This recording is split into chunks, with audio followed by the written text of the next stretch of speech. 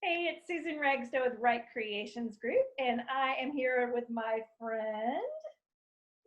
Hi, I'm Gerald L. Coleman. I say the L not to be pretentious, but because I know people Google writers. And if you just Google Gerald Coleman, you will find a Catholic priest and a professional hockey player. I am neither one of those. So I always insert the L just to make it easier for people to find me online. My background is in philosophy and theology. I am an author in residence in Atlanta, and I write science fiction and fantasy and poetry. And where can people find you if they want to check out your books after hearing you talk with me? You can, excuse me, you can find me on geraldlcoleman.com, and that has all my information. But my books are at the normal places online. If you're shopping at Amazon or Barnes and Noble or Books a Million or Apple iBooks or Kobo or Bookshop. Don't forget Bookshop. Bookshop is a new site that is dedicated to supporting independent bookstores. And so you can basically find everything you can find everywhere else on Bookshop. But the difference is that a portion of every sale at Bookshop goes to independent bookstores. And because we want to keep indie bookstores open, that local neighborhood bookstore that you like to go to, we like to go to and shop at Bookshop because they've donated a couple of $1 million so far to independent bookstores across the country. So that's another very good place to go and find my books and the books of the other folk that you're looking for. All you got to do is type my name into the search bar and it'll pop up. Very good. Well, I asked Gerald to join me because we share a few things in common. We went to the same college. We both love writing, both authors, all of that kind of stuff. And I have been doing the series on sparks. And I'm kind of setting this up so Gerald gets a little bit up to speed. And because there's research that says young people thrive when they know what their spark is. So sometimes in our trainings, we'll ask things like, what makes you light up with joy? What are you doing when you're spending hours and it only feels like 10 minutes because you're so into it and so having fun? So I thought I would ask Gerald to share. I'm assuming his spark is writing since he's an author, but I may learn something different about him in this conversation. But I thought I'd ask you to say, well, what is your spark, and when was the first time you remember going, this is my thing? I really, really love doing this. Let's start there. Oh, wow.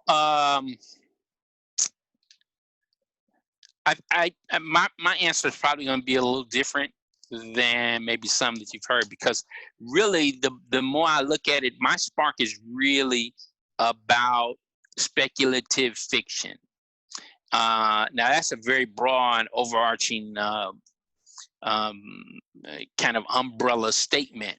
But what I mean by that is the things that I've been involved in where time really flies have been centered around speculative fiction. When I was very little, it was comic books. I could get a stack of comic books and read for hours and hours and not even notice the passage of time. Scholastic book fair at elementary school. So anything that was, I was 9 when Star Wars came out. I remember standing in line with my mom at South Park cinemas in Lexington to go in and watch Star Wars. So anything that was about my mind going to these strange and fantastic worlds and realities, whether it was pirates on a ship or the crew of the Enterprise, in some other galaxy, or Power Man and Iron Fist, Luke Cage, in the world of Marvel. Any of that was stuff that really kind of lit a spark in me, and I could be immersed in it for hours and hours. Now the tough part, because because we live in a world that still wants you to pay rent and keep your lights on. The real tough part is figuring out a way to earn a living doing that. And I think many of us, and I think that's a failing of our own society, our culture. It's one of the dream things about the Star Trek universe, right? Is that in the Star Trek universe, they don't have that kind of economy. In the Star Trek universe, you do the thing you love, and you don't have to worry about paying rent or keeping the lights on. That the economy is set up in such a way that those things aren't issues or problems, right? We have enough resources, and so in that universe, the thing that you do is determined by what you have an aptitude for and what you love, and that's what you're allowed to then do. Now, we don't have that kind of culture or society at the moment. You can hope that we get there. Yeah, we get there one day in the future. But I suspect that like me, a lot of and as I kind of interact with my colleagues, you find that many of us are doing other things to pay the bills while we pursue these things that we love that are not yet that we don't have yet the capacity to kind of monetize in such a way that we can only do that. There are a few folk who have the luxury of being able to do that, but most of us, we have to do other things. So for me, go ahead. So let me pause and ask, because you kind of went from, it sounds like you started out like me. It's a love of reading, a love of movies and things that pulled you in. And then you kind of went to the career. But let's back it up a little bit. What were some of the clues for you along the way before you became an adult that you knew you wanted to still include speculative fiction and then into writing? What were some of the things, like were there teachers that nurtured your passion or your skills, or were you sitting there like in high school going, I really love this, how do I figure out how to include it in my life, whether it's hobby or career? Can you think of particular things along the way that were kind of milestones? Well, for me, it was more the latter. And I know you have educators and all of that who'll be tuning in, so I don't know what their responses would be, but for me, like a lot of times, it was a running kind of fight in school, because I would get my work done very early in class, and then I would pull out my book. Whether it was the Wheel of Time or whether it was a comic book or something. So I'd be in the classroom reading my comic book, and I had countless times where I had to explain to an educator that no, my work is done. I finished my work 20 minutes ago. Mm-hmm. Because some of them saw that as disruptive. I don't know why that would be disruptive, but so I didn't really have someone kind of push me in that direction. It was just always something that I loved and enjoyed. And what you'll find with a lot of writers, the reason that they start writing is because we read so much, and we read into the point where we start saying, it'd be interesting if this story went in this direction instead of the direction it's going in that I'm reading as I'm reading. And so our own imagination starts to take over. And at some point we see ourselves kind of writing the story that hasn't been written for us yet. Mm-hmm. Or deciding, okay, that was good, but what if this story was this, and this? And so I think at least a lot of the writers that I know made that decision based on kind of an evolution from reading to writing that was just very kind of organic and natural. That we read so much that we say, I think I can do that, and so we that's what we set our hand to. So yeah, what I know, and I know, for example, a good friend of mine and a colleague named Milton Davis, his high school English teacher kind of pushed him into the direction of becoming a writer. But I didn't have that. For me, it was just a love of all things speculative fiction, and kind of a natural, organic process of moving from reader to writer. But the other thing for me was and all of the science fiction and fantasy stuff that I was reading, and I read everything that was out there to read in the genre. I mean, you call a name, I probably read it. But for me, I got to the other thing that happened was I got to a point in reading all of this, especially fantasy, that I started to realize that I didn't see myself in any of it. There weren't any black protagonists, right? So and even in the comic books, I mean, you had Luke Cage, you had Falcon, you had Giant Man, you had a few others, but you really didn't have the kind of the kind of broad representation that made it so that, okay, when I pick this stuff up, when I buy it and bring it home, that I'm seeing myself in it. So for me, the natural evolution to becoming a writer in the genre was really also about, okay, I'm going to write the stories that weren't there for me to read. So yeah, that's kind of how I made my way to writing.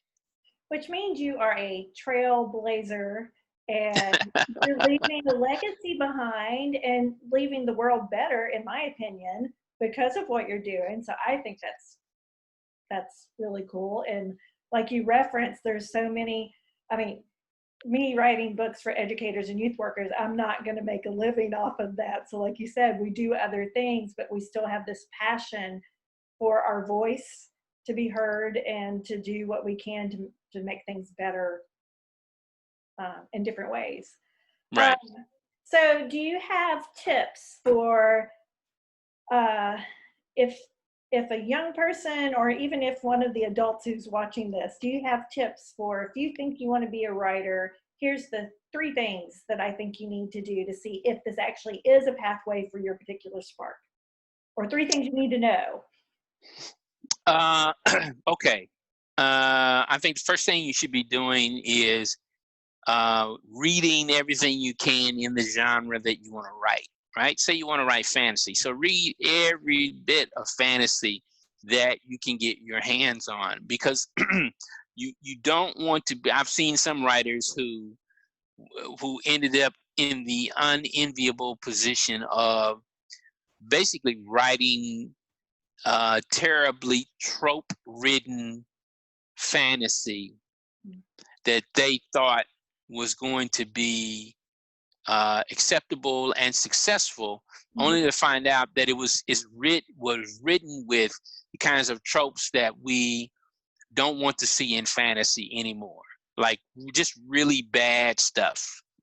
And she could have saved herself from that by having read more broadly and more deeply in the genre, to know what are the kind of, because even if you're writing something brand new as a fan, and I'm saying this as a fantasy lover or a reader of fantasy, there are a few kind of stops that we expect you to make on the trip, right? They're just a couple of things that we expect you to do, that like the hero needs to do, the heroine needs to do, 1 or 2 of these things. The story needs to make a couple of these stops, right? That are very kind of traditional. Even when you're writing something very non-traditional, new and fresh, it's just that's what makes the genre what it is. So you need to have a very broad and deep understanding of the genre. Now, those stops that you expected to make in fantasy are not the stops you're expected to make in science fiction. They're different. Right. So if you're going to write science fiction, or if you're going to write dystopian, or if you're going to write apocalyptic literature, or you're going to write horror, whatever genre you're writing in, if you're going to write mysteries, right? They're just certain those stops that the readers in that genre expect you, little notes that they expect you to strike, even when you're doing something new and different. And so one of the best educations you can have is read the stuff that's out there. Read all, if you want to write fantasy, if you want to write mystery, read all the mystery stuff that's out there. You just have to read Poirot, and you have to read Sherlock Holmes, and you have to read a lot of this other, some more contemporary stuff too. But there are just a lot of things that you have to read so you can have a deep grasp of what the genre is, what the kinds of stories that are being written are about, what they represent, and then you can sit down knowing all of that and decide, okay, now how am I going to approach the genre from a perspective that for me is fresh and interesting, and something that people will want to read, right? But you can't do that without knowing the genre that you want to write in. So I think that's the first thing you have to do. The second thing you have to know is that there are no overnight successes. That's that's a misnomer. That's a misnomer.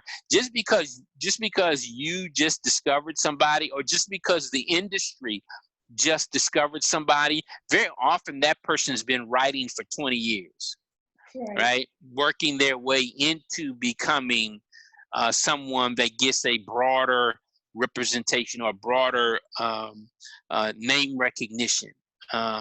Very often they've been toiling and working very hard on their craft for 10, 15, sometimes 20 years. And just because kind of we as the audience at large are just now discovering them or publishing, it's just now giving them an opportunity to be seen by a much broader audience, saying, oh, look, there's someone who just jumped up there overnight. Well, no, when you dig a little bit beneath that surface, what you generally find out is that that's someone who's been working at the craft for a very long time. So just keep that in mind, because there are some folk who get discouraged when their first book comes out and it doesn't make this gigantic crash, this huge wave. Understand that that's like hitting the lottery. I mean, it happens, but it happens so rarely that for every one person it happens to, there are 200,000 or 300,000 writers that it doesn't, and the rest of us have to kind of come at it the more honest way, which is you just really kind of have to keep writing and keep writing and keep writing, understanding that it's a marathon and not a sprint. It's a lot of work, a lot of effort. Yeah, a lot of work and a lot of effort. And so I guess the third thing, okay, so I guess, I mean, there are a number of things that people should know, but I guess the third thing maybe would be to find yourself a community of writers that you can be a part of. It's one of the best things that can happen to you as a writer is to be connected to and in community with other writers who are similar to you in terms of what they're writing, what their goals and aspirations are, and so that you can have that community to draw from to kind of help you. You may have questions, you may need support or some insight or some direction, but so don't be afraid to kind of make those kinds of friends and be a part, move into those kinds of situations where you can find yourself a community of like-minded writers, so that you'll have a support system as you move through. Because very often, whatever it is that you're going through as a writer or dealing with, you're not the first one to do it. Other people have, and generally the writing community is full of people who are very open to being helpful. If you have questions or concerns or need some guidance and direction, very often at least all of the folk that I know who are part of the writing community are very open about saying, oh yeah, look, don't go over there, go over here, don't do this, do that. And they're saying that from experience. So yeah, those are some things off the top of my head I think that are important.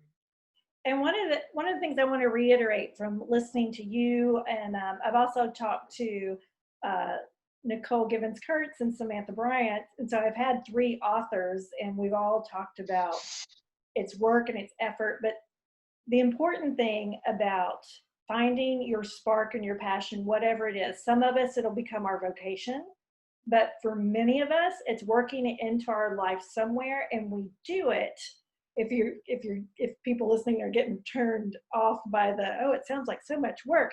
We do it because it gives us joy and it fuels us. And so finding a writer group is the same thing as finding a runner group. If you get your high from running and love to run, that writer group is the same kind of thing. And it's worth the commitment, I think, to make sure you build into your life that thing that does fuel you.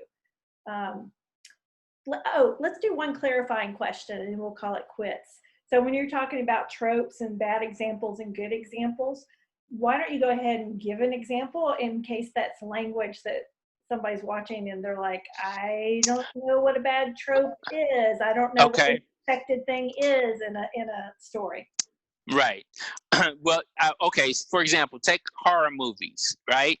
One of the bad tropes that we are trying to fight our way out of is the black guy dies first. I mean, look at almost any horror movie that has a black character in it, and out of the group who are in the horror movie, who dies first? In writing, what you want to avoid are tropes about, for example, about women characters who have no agency, women characters who are only there to serve, to move the plot forward for the male character. That's a very bad trope that used to be alive in the genre that is deeply frowned upon now. We don't do that here anymore. Scantily clad women in fantasy who have this unrealistic armor that doesn't actually protect anything, right? So these are just a couple of the kinds of tropes that kind of have reared their ugly head and continue to be a problem in some areas. But people, if you put that kind of stuff in your writing, you're just not going to get the kind of reception that you're hoping for. So yeah, those are a couple of tropes, and really just look up the Google is your friend. Type in trope, and you type in science fiction trope or fantasy trope or horror trope into the search bar, and there'll be a plethora of examples, and some of the stuff is good. Like I said, there are some notes that we want you to touch as fantasy readers or science fiction readers. I mean, I'll give you an example. If you're doing a Bond film, you have to have that opening scene where Bond does something, right? He does something Bondish, right? He jumps off a cliff into a plane, or he chases a guy across the top of a unfinished skyscraper. That's just, and then as it ends, it segues into the Bond song, right? Whatever that song. So that's kind of when I say there are certain little notes that we expect you to hit. It's just like that. If you're making a Bond film, there's certain things that the audience wants you to, little notes that they want you to. I mean, can you imagine a Bond film that doesn't open with a Bond song? Like you're sitting in the theater or watching on TV, and 5 minutes, 10 minutes, 15 minutes, 20 minutes passes in the film, and there's been no big song. People would be like, "What? Who is it? Who's made this film?" Because they obviously don't know what they're doing, right? We want to hear the big ballad, right? That's right. So that's what I mean by there are just certain little notes that your audience in any particular genre wants you to hit, right? It's the same thing with Star Trek, right? There are certain little notes if you're doing a Star Trek film that you really just kind of have to hit. You have to have that moment where Spock raises his eyebrow, right? Like, that's illogical, Jim. You got to have that moment. You got to have the Bones moment where he says, "Damn it, Jim, I'm a doctor, not a janitor," right? Something along those lines. You got to have that moment where Scotty has to get something more out of the warp engine, right? Even if the story is completely brand new and there's something else going on, you got to have those little embellishing touches that your audience is used to and wants to see. And the same thing happens in writing. If you're writing a science fiction novel or fantasy novel or horror, whatever it is you're working on. And so those are just kind of, that's why you really need to know the genre that you're working in so that you'll know what those little touchstones are. Well, it's been really fun. It's good to see you. I've missed running into you in person this year, but that's the year 2020. Yes. tell, Yeah. tell people again where to find you. You can find me at geraldlcoleman.com. Or if you go to if you're shopping online and you're at Amazon or Barnes and Noble or Bookshop or whatever, just type Gerald L. Coleman into the search bar and my stuff will pop up. And he also does poetry. Just saying there's another side to him. So that's another thing you can check out. Yeah. So it's really been fun talking to you, talking to the others, looking at sparks, exploring careers, talking about writing. Hope you enjoyed this. Like, subscribe, share with others so that we can continue to inspire each other. And that's it for this time.